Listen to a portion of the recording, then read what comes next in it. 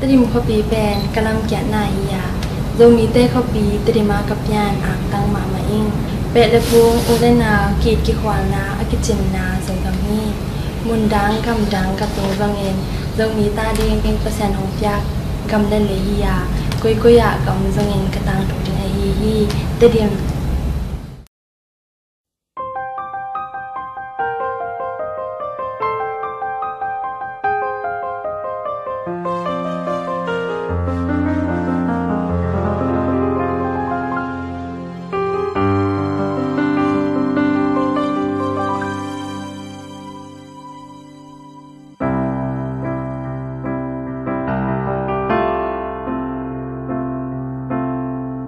Wage min tang lo mal don vang khoa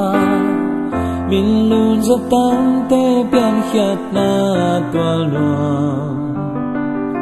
sang mang te bul thu na phol pi na hi zo mi ten sia min thei bang lo na lấy tang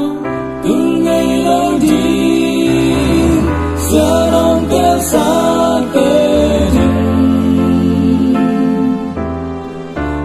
lòng xa nghe tê pi ông lâu na huy na tê đình đứng điêu đia lê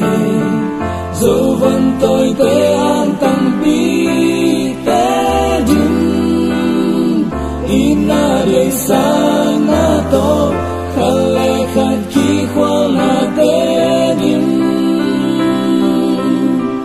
man pha soang bang atang den di ngo te dim